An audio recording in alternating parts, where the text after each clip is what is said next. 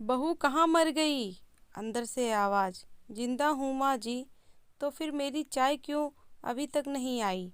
कब से पूजा करके बैठी हूँ, ला रही हूँ माँ जी।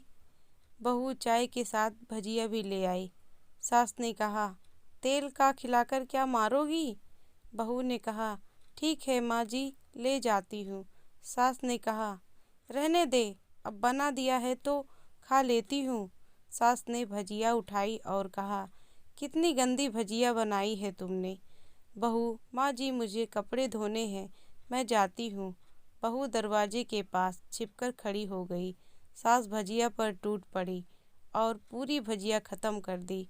बहू मुस्कुराई और काम पर लग गई। दोपहर के खाने का वक्त हुआ।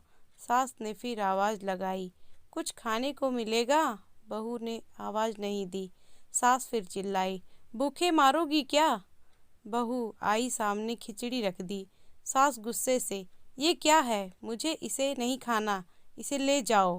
बहू ने कहा, आपको डॉक्टर ने दिन में खिचड़ी खाने को कहा है, खाना तो पड़ेगा ही। सास मुंह बनाते हुए, हाँ, तू तो मेरी माँ बन जाना। बहू फिर मुस्कुराई और चली गई। आज इनके घर पूजा थी। बहू सुबह 4 बजे उठ गई। पहले स्नान किया और फिर फूल लाई, माला लाई, रसोई साफ की, पकवान और भोज बनाया। सुबह के 10 बज गए। अब सास भी उठ चुकी थी। बहू अब पंडित जी के साथ भगवान के वस्त्र तैयार कर रही थी। आज ऑफिस की छुट्टी भी थी। उनके पति भी घर पर थे। पूजा शुरू हुई। सास चिल्लाती, बहू ये नहीं है, वो नहीं है। बहू दौड़ी दौड़ी आती और सब करती। अब दोपहर के 3 बज गए थे। आरती को तैयारी चल रही थी। पंडित जी ने कहा, सबको आरती के लिए बुलाया और सबके हाथों में थाली दी। जैसे ही बहू ने थाली पकड़ी, थाली हाथों से गिर पड़ी। शायद भोज बनाते हुए बहू के हाथों में तेल लगा था, जिसे वो पूछना भूल गई थी। सारे लोग तरह तरह की बातें करने लगे। कैसी बहू है, कुछ नहीं आता, एक काम भी ठीक से नहीं कर सकती, न जाने कैसी बहू उठा लाए, एक आरती की थाली भी संभाल नहीं सकती। उसके पति भी गुस्सा हो गए, पर सास चुप रही, कुछ नहीं कहा, बस यही बोल के छोड़ दिया, सीख रही है, सब सीख जाएगी धीरे धीरे। अब सबको खाना परोसा जाने लगा।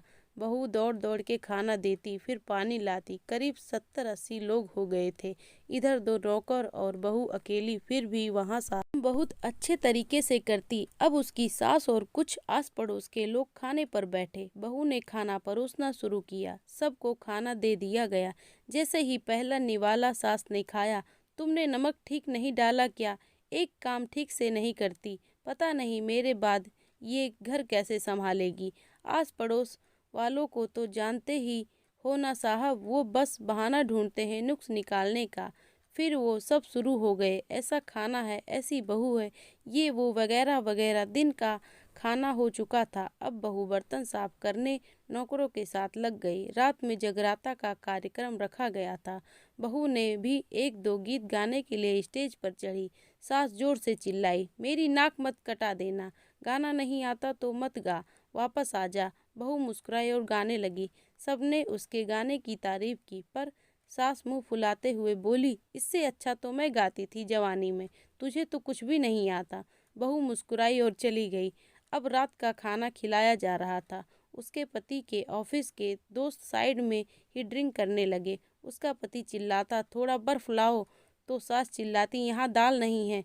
फिर चिल्लाता, कोल्ड ड्रिंक नहीं है, पापड़ ले आओ। इधर उधर आखिर में उसके पति की शराब गिर पड़ी उसके एक दोस्त पर और बोतल टूट गई। पति गुस्से में 2 झापड़ अपनी पत्नी को लगाते हुए कहता है, जाहिल कहीं की, देखकर नहीं कर सकती, तुझे इतना भी काम नहीं आता। सारे लोग देखने लगे।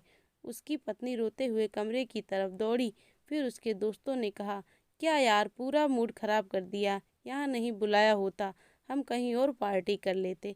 कैसी अनपढ़ गंवार बीवी ला रखी है तूने, उसे तो मेहमानों की इज्जत और काम करना तक नहीं आता, तुमने तो हमारी बेइज्जती कर दी। अब आस पड़ोस की औरतों को और बहाना मिल गया था। वो कहने लगी, देखो क्या कर दिया तुम्हारी बहू ने, कोई काम की नहीं है। मैं तो कहती हूँ अपने बेटे की दूसरी शादी करा दो, छुटकारा पाओ इस गंवार से। उस सास उठी और अपने बेटे के पास जाकर उसे थप्पड़ मारा और कहा, अरे नालायक, तुमने मेरी बहू को मारा, तेरी हिम्मत कैसे हुई, तेरी टांग तोड़ दूंगी। उसने बेटे के दोस्त कुछ कहने ही वाले थे कि उसकी माँ ने घूरते हुए कहा, चुप, बिल्कुल चुप। यहाँ दारू पीने आए हो, जबकि पता है आज पूजा है और तुम्हें पार्टी करनी है। कैसे संस्कार दिए हैं तुम्हारे माता पिता ने।